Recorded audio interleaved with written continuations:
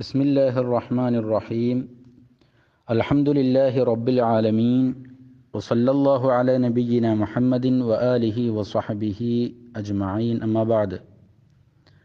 റസൂൽ സല്ലല്ലാഹു അലൈഹി വസല്ലമ നമസ്കാരത്തിൽ പാരായണം നടത്തിയ വൈവിധ്യങ്ങളായ രൂപങ്ങളെ സംബന്ധിച്ചാണ് പറഞ്ഞത്. രാത്രി നമസ്കാരത്തിൽ നബി സല്ലല്ലാഹു അലൈഹി വസല്ലമ വളരെയധികം ഖുർആൻ പാരായണം ചെയ്ത് നമസ്കരിക്കുമായിരുന്നു. ഖുർആൻ ധാരാളമൊന്നും ഹിഫ്ളില്ലാത്ത ആളുകളുടെ ഒരു പരാതിയാണ്, ഒരു വിഷമമാണ്. എങ്ങനെയാണ് ധാരാളം നേരം നിന്ന് നമസ്കരിക്കുന്നത്, ഖുർആൻ ഹിഫ്ളില്ലല്ലോ എന്നുള്ളത്. എന്നാൽ റസൂൽ സല്ലല്ലാഹു അലൈഹി വസല്ലമയുടെ കാലത്ത് നടന്ന ഒരു സംഭവം, അങ്ങനെയുള്ള ആളുകൾക്ക് ഏത് സൂറത്താണോ അറിയാവുന്നത് ആ സൂറത്ത് കൊണ്ട് തന്നെ ധാരാളം നേരം നിന്ന് നമസ്കരിക്കാൻ സാധിക്കും എന്നുള്ളതാണ്. ഒരിക്കലൊരു മനുഷ്യൻ നബി സല്ലല്ലാഹു അലൈഹി വസല്ലമയുടെ അരികിൽ വന്ന് പറഞ്ഞു, പ്രവാചകരെ, എനിക്കൊരു അയൽവാസിയുണ്ട്, അദ്ദേഹം രാത്രിയിൽ നിന്ന് നമസ്കരിക്കും.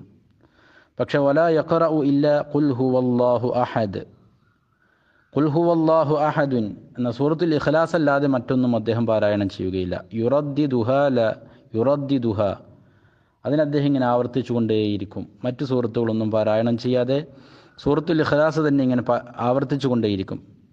ഇതേ മനുഷ്യൻ വന്ന് പറഞ്ഞത് കഅന്നഹു യുഖല്ലിലുഹ, ആ സ്വഹാബിയെ ഒന്ന് ചെറുതാക്കുന്ന രീതിയിലാണ് ഈ മനുഷ്യൻ പ്രവാചകനോട് ഇത് പറഞ്ഞത്. നബി സല്ലല്ലാഹു അലൈഹി വസല്ലമ പറഞ്ഞു, വല്ലദീ നഫ്സി ബിയദിഹി, എൻ്റെ നഫ്സ് ഏതൊരുവൻ്റെ കയ്യിലാണോ അവൻ തന്നെ സത്യം, ഇന്നഹാ ലതഅദിലു സുലുസൽ ഖുർആൻ, നിശ്ചയമായും സൂറത്തുൽ ഇഖ്ലാസ് ഖുർആനിൻ്റെ 1/3 തുല്യമാണ് എന്ന് നബി സല്ലല്ലാഹു അലൈഹി വസല്ലമ പറഞ്ഞു. അപ്പോൾ സൂറത്തുൽ ഇഖ്ലാസിൻ്റെ ശ്രേഷ്ഠത ഈ ഹദീസ് പഠിപ്പിക്കുന്നുണ്ട്. കൂടാതെ അറിയാവുന്ന സൂറത്തുകൾ ആവർത്തിച്ച് പാരായണം ചെയ്ത് എത്രയധികം വേണമെങ്കിലും നമസ്കരിക്കാം എന്നും ഈ ഹദീസ് പഠിപ്പിക്കുന്നുണ്ട്.